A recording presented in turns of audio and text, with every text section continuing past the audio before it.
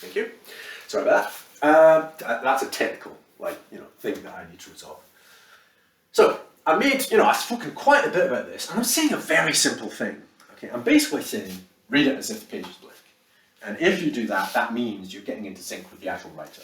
But no, and the writer is not writing this in order to kind of prove anything to you. The writer is just trying to explore some kind of thought thing, and then if you kind of follow along, is it valid? Can you validate it? And then if there are multiple people reading it, then there's different people that have slightly different ideas, and then we follow the different ideas that result from people's minds, and we converge upon what is actually more accurate to what we think is actually going on in our individual personal experiences, and thus collectively. Okay, so it's not an indirect way; it's a subtle way. Okay, to appreciate what's going on in reality, what's actually happening, but not by I've told you about the other one. I'm trying to describe this kind of reflective. Now, there's an easier way of saying this. Okay, there's an easier way of saying this. Okay, so there are 6 statements. Let's put them up. Maybe this is what I should have done to start with. But it's good to get a little bit of confusion. Because, do I actually have this up here? Is it? Oh, it's not up here. Okay, I should have put it on the pause. So, how quick is it for me to find it? It's never that fast, let me tell you. Everything's always a lot slower. I should have had this prepared. There it is. It is there. It's on my computer. Fantastic. Right, here we go. Now, this is something. Page 8 of this confirmation report. Have a look at that. Let's stick it up there. Right. I put this on page 8, and basically I introduce it with this one thing. Please read each statement and verify or validate. And then the little I never read, until doing this PhD, never read footnotes. But when you read an article that you go, ooh, this is actually quite good, you're actually so interested in it that you'll actually look at the footnotes to go, oh, is there, the bit of the detail. And it's really quite nice. So in this case, I've said, if the notion of validation or verification is too challenging, try considering it as an embodied thought experiment. Okay, so please read each statement and verify, validate. Now, to verify or validate, this is pretty fundamental, okay? Because science, okay, remember science, the hard sciences, various people, was it Popper, is it, or Kuhn, is it? I've talked about falsification. Science is based on falsification. So you come up with a hypothesis. This is an apple. Is it an apple? Right. Somebody else goes, are you sure? I think, okay, look, what? Look, I don't think you can do that to an apple. Okay, look. I don't think it's an apple. That wasn't a great example. Okay, but you're disproving what somebody else's hypothesis is. Moon is made out of cheese. Right, really? Okay, right, let's go up to the moon, bring a rock. Look, this is what we got from the moon. We can validate that every part of the experience that we actually did go into a rocket, and we did actually go to the moon, and it wasn't just an illusion, it wasn't just like a fake thing, and it wasn't just like media. And we actually went to the moon. Here's a rock, okay, and it's not cheese. Look, it's not cheese. Sorry. There are more sophisticated problems that we have, but it gets complicated, okay, because falsification of things that don't exist is difficult. Falsification of things that don't exist. So when most of the social sciences come up with words and description of things like the word intuition or motivation, how do you disprove it? How do you disprove something which we don't even know if it exists? We just got a word for something that it's not like a thing. We can't come back and say, look, here we go, it's motivation. No, it's a red pen. Okay, okay, so we're going to get to that. Okay, we're going to get to that. It's got to do with something to do with how we're representing. And then we're trying to, because we don't have access to the thing of motivation or intention in a child or a human being inside you, we have these kind of qualities that we might describe as intentionality, right? But what happens is we represent them, and it's only the representations that we can control. Okay, and then we can manipulate those into our nice little problems and solution sets, and then we say, right, we've worked it all out. Therefore, kids, this is all you have to do, and then the kids, go potty. We'll tell the teacher, all you have to do to improve intention and motivation is you make them feel part of the class. Okay, how do I do that? Okay, oh well, and it's a lot more models and complications and so on and so forth. So it's a very inefficient way of going about it. In fact, I think, in terms of social science, it's the wrong way about it. This is an alternative way of going about it, and it involves verification, not falsification. We're not trying to falsify anything. We're not trying to, somebody's tried to say something, oh, we'll disprove you, because that's oppositional. And this, reflexive, is not oppositional. Okay, this, because the arrows kind of, it's almost opposition. I'm telling you something. I'm telling you should be doing, oh, okay, I probably well should, or no, I disagree. And that has that kind of dynamic, psychological, social dynamic, which, as it happens, is related to money and how that works. Okay, but that's just an aside. But we have an alternative for that too, as Wendy knows. Okay, it's called Sqale, or ecological economics, where the money and the direction of what is being given, like what you've received actually, this video, is you've been given this and you've been given money. So there's no opposition to it. Okay, you don't have to, oh, I disagree, I agree. No, it's just somebody's giving this to you and giving you money. So, and then it's for you to decide, oh, I kind of like this, I don't like this, oh, okay. And I shall move it forward or not, as you see fit. Okay, so we're trying to avoid this oppositional state, because the opposition is related to negative, and the negative it just starts getting very confusing when you're talking about reflexive states. We don't really want to have a negative in reflexive state, because the negative is very closely related to abstraction, which is very closely related to imagination, and we're adding a lot of stuff which just starts getting too complicated. What we're trying to do is get as light as possible to what is actually happening in our minds. Okay, that's what we're attempting to do with this reflexive state. So that's why I'm going, okay, the cat's out, oh, the rest of it's blank. Okay, I'm not even going to think, oh, he's going to say something I'm going to have to disagree with or agree with. So I have to, predict what is going to be said there, so that I, protect myself or make sure it's aligned to everything else that I've understood or thought. Look, forget all that. Just go, right. The cat sat. Yeah, okay, the cat's out on the mat. Okay, it's acceptable. Whether it exists or not, I don't really care. But I understand the cat's out on the mat. Okay, fine. Right? There's no objection there. Fair enough. Right. It's not to do with a physical object of reality. I understand the statement. So, why am I saying all that? Right, so, have a look at those. Here we go. Verification. The verification is a very simple thing. Okay, you're going to verify whether this is true or not. Or if you don't like verification, okay, you say, oh, I want to falsify. But actually, those people have left. Okay, there's absolutely no way that anybody that really kind of wants to kind of argue with things, wow, oppositional state, critical, they've gone. Okay, there's no way they're going to be watching this. And if they are, they're like, burning inside. Whereas you're looking at this just going, okay, Wendy's going, but that was way too complicated. Can you just stick to, simple stuff? Simple stuff is this thing. Verify if this is true. Number one, you are reading this here and now. Okay, is that true? Well, for me, I'm looking at down here, but you're looking over there. Yes. For you, yes. Okay, the answer is yes. Okay, but I've had academics go, I don't understand. Or silence, and that first statement. The phenomenological experience, that's for the academics. The phenomenological experience, it means the nominal or the noumenal is meant to be the thing, the fact that there's text there. Okay, and the phenomenon is your experience of it. Actually, I'm not sure. Noumenal, phenomenal. Okay, so noumenal, whatever this is, whatever's written there, and phe is it's like a meta of the experience. So you are reading this. So the phenomenological experience is your experience. So it's kind of almost like an oxymoron. Tautology. The phenomenological experience, that is your experience, is external to the text. So wherever the text is, okay, that is, you are reading this here now, that's the text. The phenomenological experience external to the text, that is, for example, you on your side, me over here looking at this thing, external to the text and manifest in your embodied being.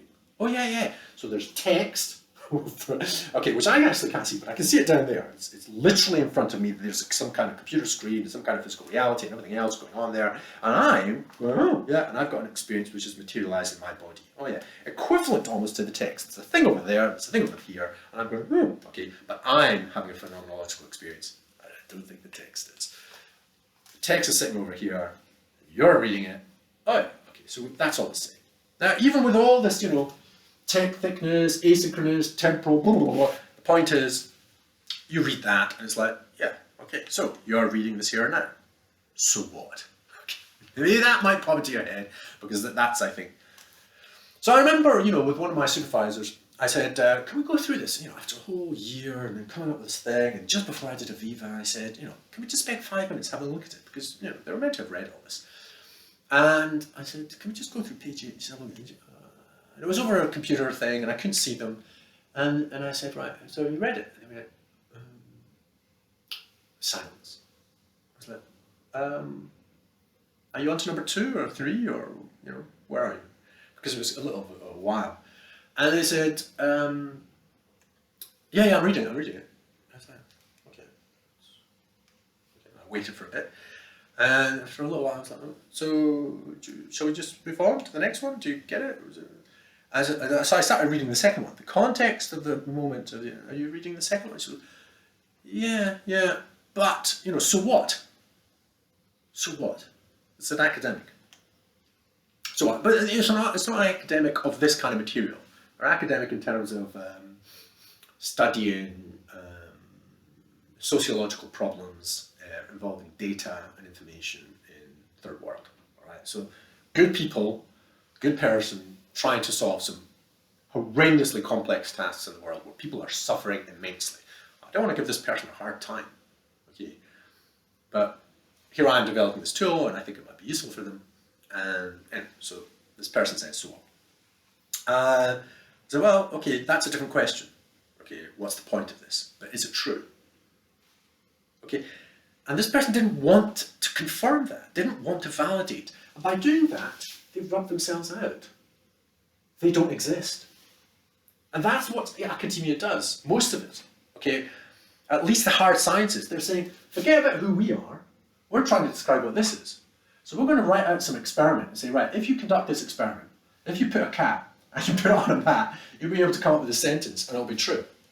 And so other people try it. They put a cat on a mat and then they go, yeah, there's a cat on the mat. The cat sits on, it does. Cat sits on a mat. It's brilliant. It's fantastic. It works. Okay, it's kind of like verification in a way, all right? But then they go, all right, look, the cat doesn't have to be on a mat. Look, they're separate. The cat sat on the mat. It's not necessarily true. The cat sat on the tray. Look, you can put it on a tray and it works. And I actually like the tray because then you can poop and pee on it. Whereas you don't want that to happen on the mat. In fact, let's get rid of the mat. Let's put it on the tray. That should be the best word. Oh yeah, okay, so we'll teach the kids that. The cat sat on the tray. Okay, yeah, but we're losing the sound of the sound of the cat and the mat. Okay. Oh, right. I mean, you put that to the kids. The cat sat on the mat. Okay, it's quite an interesting thing to do something which sounds so similar and there's only one little difference. And it's kind of reinforcing that word and that word is so different, and it's only because of that sound and that sound, or, if we're doing text, that letter and that letter. Okay, that's quite interesting to have something so close, but to differentiate them. And that's what we're kind of doing. We're trying to differentiate some fineness here regarding our reflexive states. So the first one is simply that. You are reading this here and now. It's not complicated, but if you verify, that's a massive step, okay, for hard scientists to accept, okay? And social scientists have kind of done that with their postmodernism and everything else, but they've all just sucked into their own little thought and head, and then they're going like, okay, oh my God, and then they can't kind of escape out of their own head to understand other human beings. Whereas what we're doing is we're using this hermeneutic imaginative process in order to stabilize this reflexivity so we don't get into, oh, I'm thinking about the fact that I'm thinking about the fact that I'm thinking that I'm thinking. It's like, right, it's stuck in that person's head. The way we do that is we stabilize the relationship of this hermeneutic moment. As if the page is blank. How do we do it? Well, the first step is, you're reading this here and now. Yes? Good. The second one is, the context of the moment of your reading. Okay, language is a little bit intricate because I have to try and be precise. The context of the moment of your reading. That's us right now. The context of the moment of your reading, our reading, is relative to the movement of your eyes along this sequence of text. Yeah, literally, that's a literal, as you read this phrase between these commas, that's true, there's 2 commas there, which is paralleled with the emergence of meaning in your mind. Oh, Sqale. Can you verify that? The context, the moment of your reading is relative to the movement. Oh, okay. So I think that all that's saying is read as if this page is blank. The cat, in fact, I think there's a little 8 there. And if we had to, you may return to this text, statement 2, while reading, okay, temporal condition to reading and is manifold, blah, blah, blah. Right, okay. Well, you can go to this article and have a look at it, and if it makes any sense to you, great. It goes into more precision. Okay, so the cat sat on the mat, so basically you are reading this, your eyeballs are going across this, and they're going across this, literally the physical eyeballs are going across it at the same time that meaning is somehow either constructed as you're reading it. Okay, that's you. That's you, or in my case, me. Okay, all it deals with so far is the individual. I can't disagree with that. I think that's what's happening. Can you verify that? Can you, Andy? I think we can. Okay, so let's just go on with number 3. Let's go on to number 3. Number 3 is the temporality of your reading matches the temporality of the writer. Should be the temporality of the writing. Actually, I'd correct that. Really on the ball. You know, if my supervisor had gone, I think you should put writing there, because the temporality of your reading matches the temporality of, well, in fact, my writing, the writer.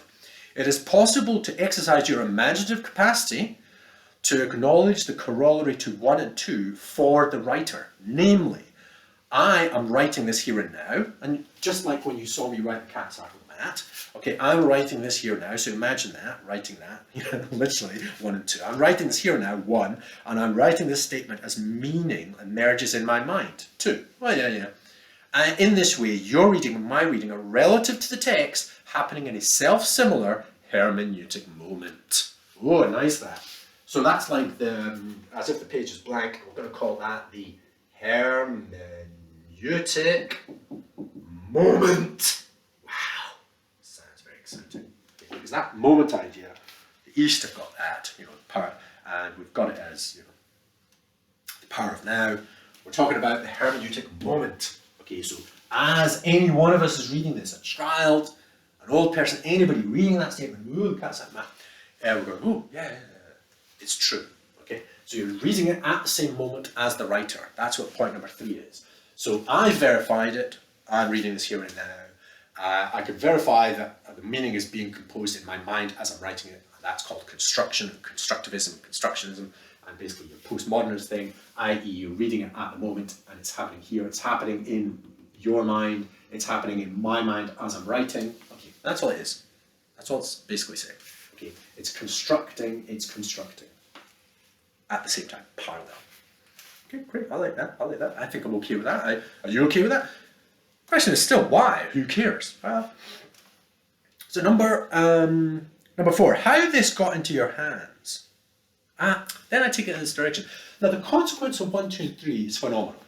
Okay, the consequence of number 1 and 2, the verification so far, it's pretty solid, and it's a relationship.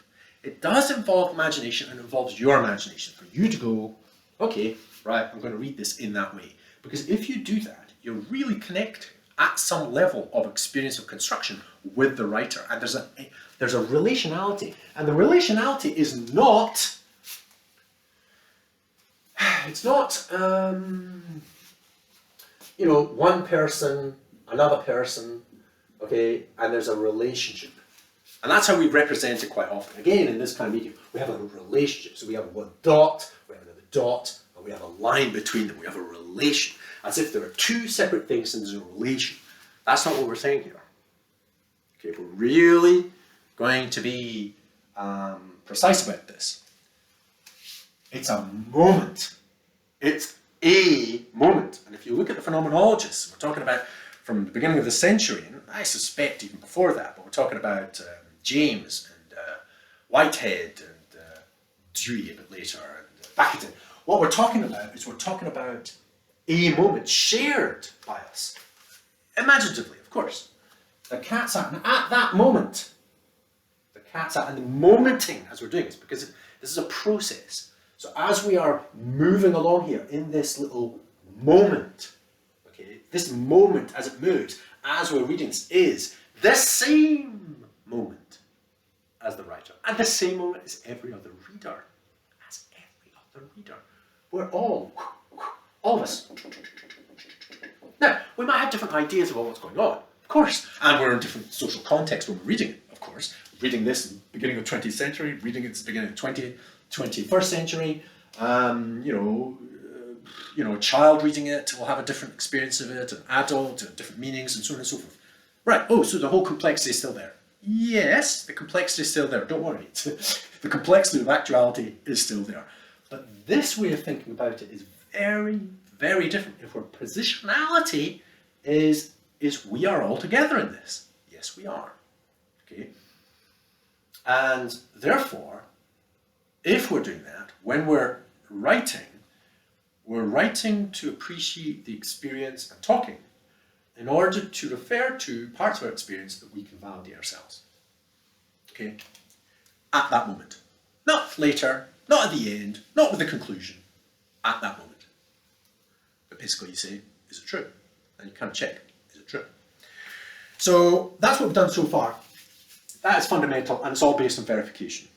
I don't think that's very convincing. I don't know why. There's something about this, which I know people say, but so what? And there's something about that so what, which maybe I haven't been able to explicate correctly. Because of this, I could do stuff with kids in a classroom. Why? Because I understood that we were all in the same period and moment as we were experiencing it. So therefore, when a kid says something, and I'm listening to them, that is the same moment. It's not in judgment to what I'm talking about and what I'm hoping to talk about. I'm going to be talking about some maths. I'm going to be talking about some history that happened in 1945. What are you talking about? No, it's not relevant. I'm talking about, and so the emphasis is on whatever you're trying to describe in actuality, or as a proxy, whatever it is that's going on in your reality. Okay? Or what is actually this text, and trying to understand this text, because somebody wrote this, some other person wrote this, and we have to understand what they're talking about. And I say no to this. I say, right, what's going on in your reality? Right, I'm going to say a few things, what's going on in your reality, and we're trying to match up with what you understand. Okay, so it's definitely not blank canvas. The person is not blank canvas. Okay, we are not blank canvases. Okay, we're fully immersed in our social circumstance. And we can understand why a kid might not have that much interest in 1945. It's just some period in the past. Some might, but quite a lot don't.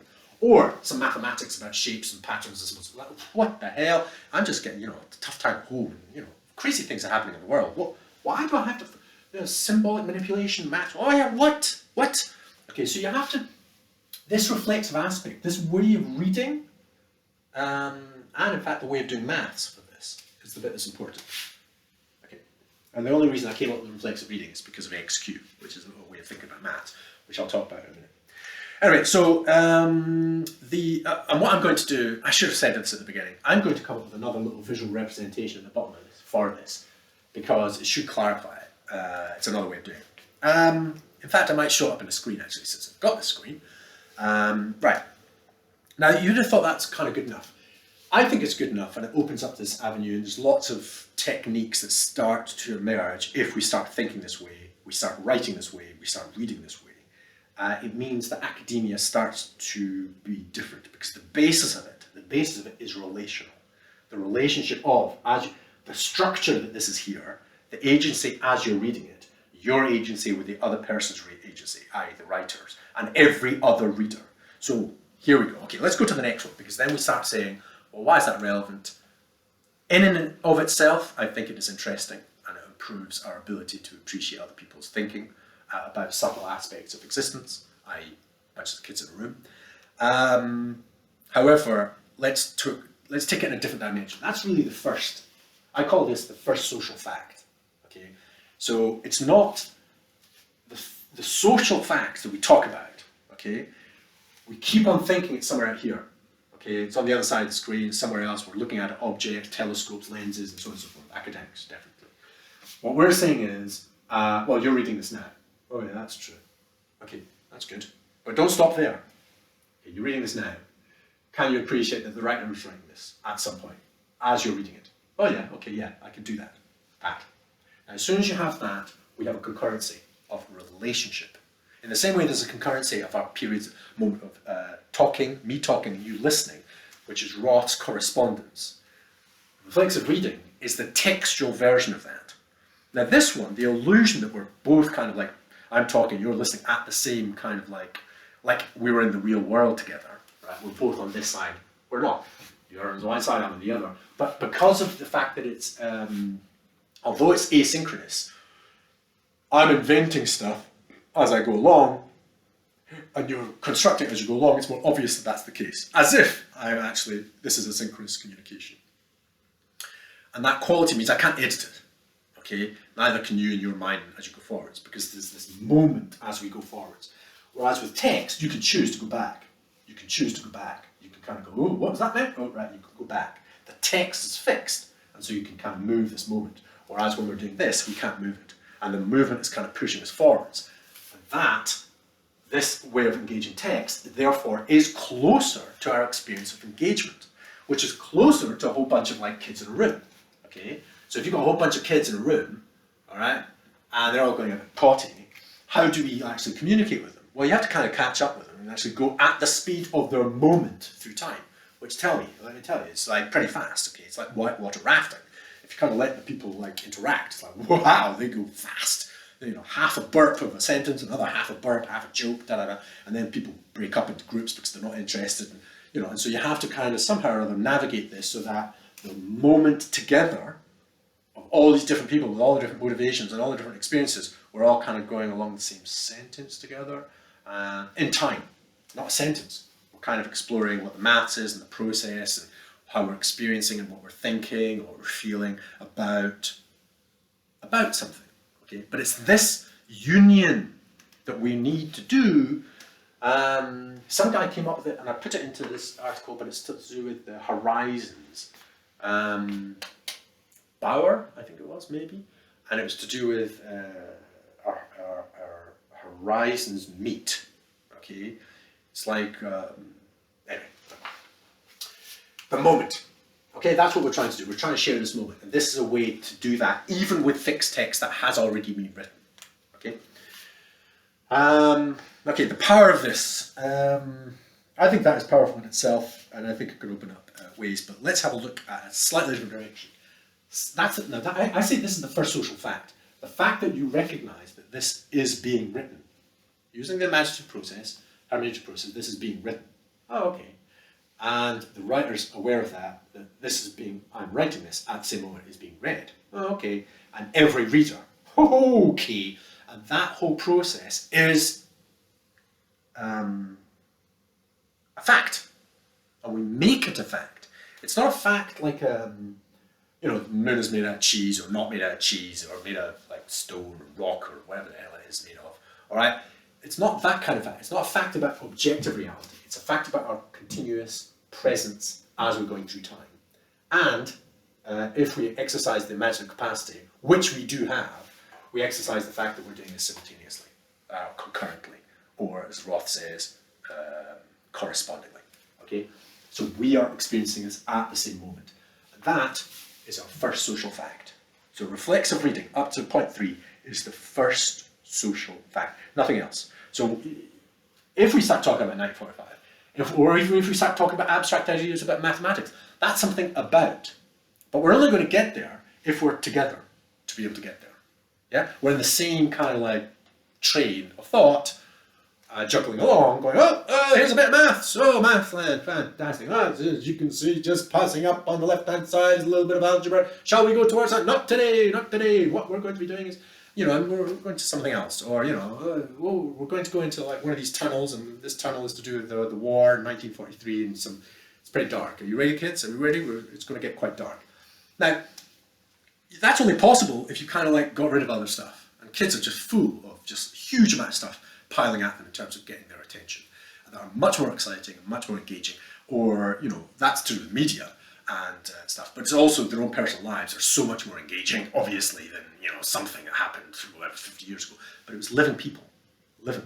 So once they're all of us together jiggling along in our own funny little train, all right, there are other people that are in another train, okay, and they were juggling along physically. And the end route for them wasn't so good. That's why we're doing this. We are attempting, okay, even though I'm doing it with silly things, if we manage to manifest this experience, and we conduct this thought experiment, and we establish it as the basis of a social science through our experience, through our verification. This is fundamentally different than the basis of our hard sciences. Okay? The hard science has some kind of actuality that you can test it against. If this is our basis of relationality, what a test means is very different. It doesn't mean test it objectively to objects. It means test it subjectively. Test internally, reflexively. What does that mean? That's kind of what I'm doing with you now. Right. Let's pause this.